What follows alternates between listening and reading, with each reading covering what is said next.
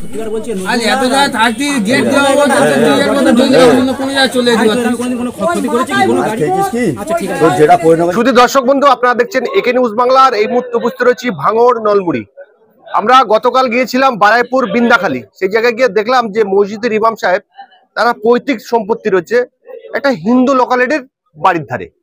সেই জায়গাটা হিন্দু লোকালিটি বসবাস করে। তিনি 9 বছর ধরে সেই বাড়িটা তৈরি করছিলেন। আপনারা জানেন যে মসজিদের ইমাম সাহেবের মাইনে খুব কম হয়, 5,000, 6,000, 8,000। তিনি অল্প অল্প করে সেই বাড়িটিকে 9 বছর ধরে তৈরি করে। সেই হিন্দু সম্প্রদায়ের হচ্ছিল বলেই কিছু হিন্দু সম্প্রদায়ের মানুষ এসে প্রথমে ওই বাড়িটিকে ভেঙে দেয়, ভেঙে দিয়ে আগুন জ্বালিয়ে দেয়। পরবর্তীকালে সেটাকে এই সাম্প্রদায়িক যাতে সৃষ্টি তৈরি হয়, সাম্প্রদায়িক যাতে একটা বিরোধ লেগে যায় হিন্দু মুসলমানের মধ্যে, কৌশল করে সেই তাদের মধ্যে কিছু লোক একটা মসজিদ পাশে একটা মসজিদের এসে কিছু লোক পাঠিয়ে দিয়েছে। মসজিদে গিয়ে তিনি পেশাব করে মসজিদের মাইক সেট, মসজিদের তার, মসজিদের যে কোরআন শরীফ সেগুলোকে লন্ডভন্ড করে দেয়। ভদ্রলোক গিয়েছিল মসজিদের মধ্যে, তিনি কিন্তু মদ্যপান করেছিল। আর মানুষ কিন্তু তার গায়ে কিন্তু হাত দেয়নি, প্রশাসনকে ডেকে প্রশাসনের হাতে তুলে দিয়েছে। আমরা কালকে গিয়ে দেখে এসেছি। আমরা এই সমস্ত বিষয়ে কথা বলবো। আজকে আমাদের সঙ্গে রয়েছে ভাঙড়ের বিধায়ক তথা পীরজাদা নওশাদ সিদ্দিকী সাহেব। দেখুন, বাড়ি ভাঙচুরের খবরটা আমার জানা নেই এটা ঘটনাটা, কিন্তু আমার কাছে এই ঘটনা জানা আছে যে শুক্রবারে মসজিদে ঢুকে মসজিদে যে পবিত্রতা সেটাকে নষ্ট করেছে। ওইখানে একটা সাম্প্রদায়িক উত্তেজনা ছড়ানোর চেষ্টা হয়েছে।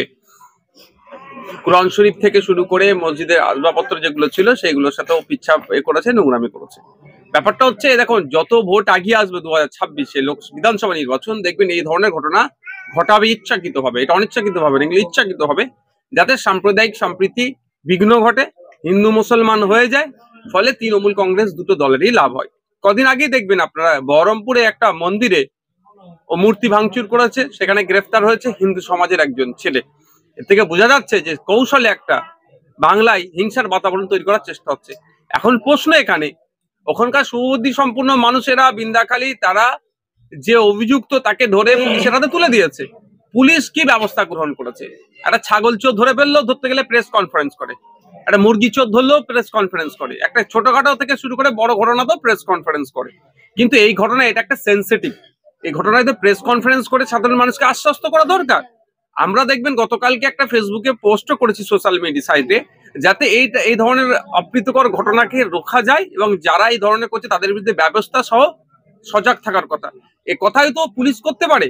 পুলিশকে তাদের বিরুদ্ধে কোনো আইনত ব্যবস্থা গ্রহণ করেছে সেটা দেখার বিষয়। আমি ওই মসজিদ কমিটির সাথে যোগাযোগ করছি, তাদেরকেও জানতে চাইছি যে কি আপডেট আছে তাদের কাছে, সেটা জানবো। যদি প্রশাসন এটাকে এড়িয়ে যাওয়ার চেষ্টা করে, এই প্রশাসন এটাকে যদি এই গতানুগতিক এই ধরনের ছোট্ট ঘটনা বলে এটাকে এড়িয়ে যাওয়ার চেষ্টা করে, তাহলে প্রশাসনের বিরুদ্ধেও আমরা আইনত ব্যবস্থায় যাব। তবে দুর্ভাগ্যের বিষয়, আমি আপনাদের একটা কথা বলতে পারি। দেখুন, যে শুভেন্দু অধিকারী, যে সুকান্ত মজুমদাররা রাত দিন একটা সম্প্রদায় তথা মুসলিমকে টার্গেট করে এই ধরনের অবাঞ্ছিত মন্তব্য করছে, তাদের বিরুদ্ধে দেখবেন তৃণমূলের পরিচালিত রাজ্য সরকারের প্রশাসন কোনো ব্যবস্থা গ্রহণ করছে না। কারণ তারা মনে মনে হাসছে, যত মুসলমানদের বিরুদ্ধে বলবে তৃণমূলে তত ভোট বাড়বে। এইগুলো একটা তারা চক্রান্তের হয়তো একটা পার্ট হতে পারে।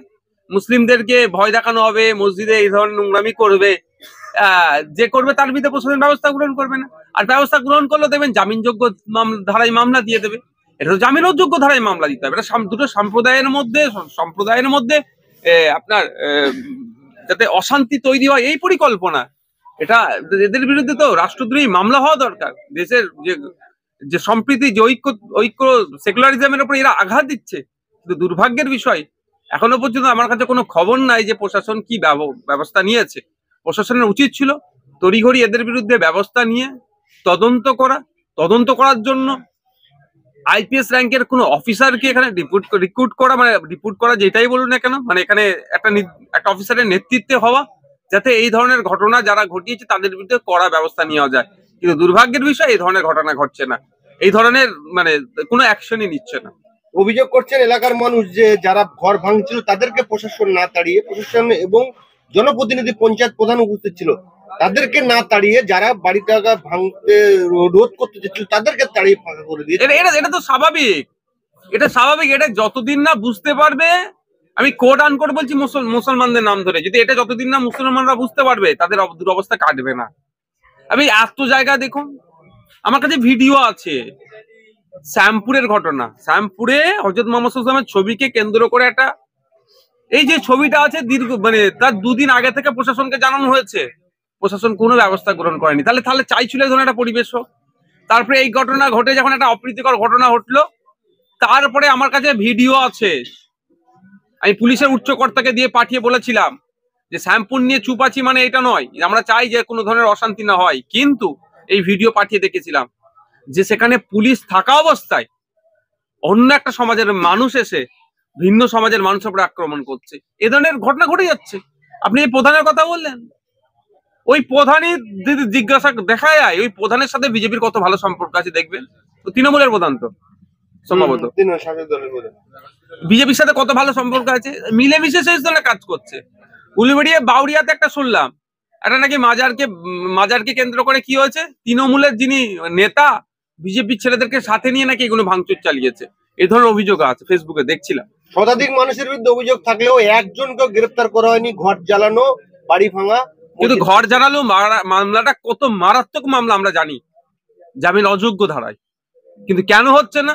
গ্রেফতার করার দায়িত্ব তো আমার নয়, গ্রেফতার করার দায়িত্ব হচ্ছে সরকারের, প্রশাসনের, তারা কেন করছে না? আমি আবারও বলছি, শুধুমাত্র ভোটের সময় মুসলিম প্রীতি, মুসলিম ভালোবাসা এদের মনে জেগে ওঠে, ভোটের পরে সব থেকে বেশি আক্রান্ত মুসলমানরা হয়, সব থেকে বেশি শোষিত হয় মুসলমানরা, সব থেকে বেশি বঞ্চিত হয় মুসলমানরা।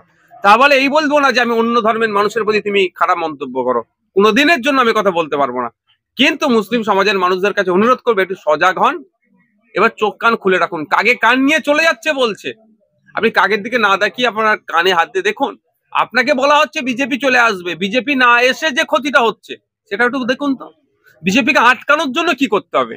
বলছে তৃণমূলকে ভোট দাও। তাহলে তৃণমূলকে ভোট দিয়ে লাভটা কি হলো?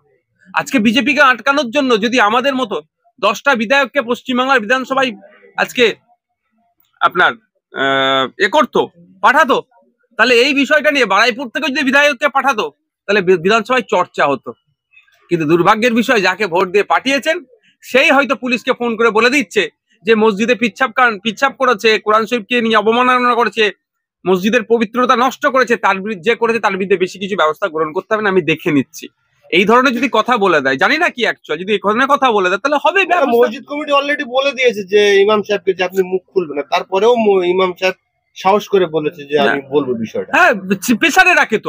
আমি আপনাকে কথা বলি, আমি তো যেতে চাই ওখানে, আমি তো ওখানে যেতে চাই। আমি যেতে গেলে প্রথম মসজিদ কমিটির সাথে কথা বলতে হবে, খোঁজ নিয়ে দেবেন মসজিদ কমিটি তৃণমূলের প্রভাবিত। আমাকে না বলবে না ভাইয়া না আসার প্রয়োজন নেই। অনেকে ভাবে নওশাদ সিদ্দিকী যাচ্ছে না কেন, কিন্তু আমি যেখানে যাই সেখানে তার সাথে আগে কথা বলে যাই। যারা আমাকে যাওয়ার হ্যাঁ বলে সেখানে যাই, তার আগে আমি যাই না। কারণ হচ্ছে আমি যে দাঁড়াবো কোথায়? আমার কুলতলিতে আমার বোনটার উপরে যে অত্যাচার করে তাকে ধর্ষণ করে খুন হলো, আমি পরিবারের সাথে কথা বলেছিলাম, আমি যেতে চাই, আপনার পাশে দাঁড়াতে চাই। পরিবার হ্যাঁ বলেছিল, আমি পৌঁছেছিলাম। আমি কোথায় গিয়েছিলাম? বিদ্যুৎ মন্ডল, বিষ্ণুপুরে।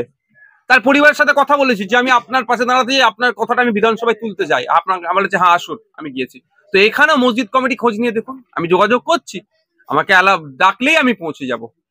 এই যে রাজ্য সরকারের যেটাকে বলা হয় মুসলিম সংখ্যালঘু দরদি সরকার, সেই সরকারের শেখ সৈয়দ মোল্লারা রয়েছে, মন্ত্রী এমএলএ, তারাও তো এইসব কথা বলার সাহস নেই। কথা বলার সাহস আছে, আমি চ্যালেঞ্জ করছি পশ্চিমবাংলা বিধানসভায় কাল থেকে গভর্নর স্পিচের উপর আলোচনা হবে 2 দিন, তারপরে বাজেটের উপরে 2 দিন আলোচনা হবে, মানে 17 থেকে 20, 17, 18, 19, 20, 4 দিন আছে।